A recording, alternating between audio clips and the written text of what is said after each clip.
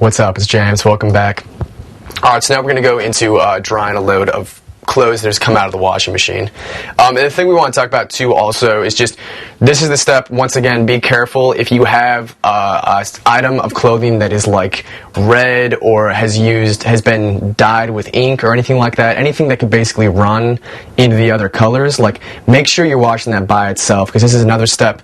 You could put something red in here that's the first time it's being washed, and then the colors could come out and you could come out with like red streaks all over your clothes or a nice like pinkish hue to your clothing, which I'm not, I don't really want. But anyway, so we've got these clothes that are all ready to go.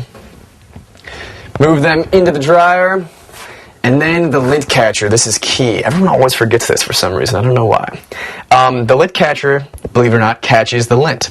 And then what your job is to go through is, before you wash the clothes, is to come and scrape the lint and collect it off of here, like so. And then this is why you have the garbage can. You throw the lint in the garbage can. Lint catcher back in. Grab out our dryer sheets. One dryer sheet per load. Load it in.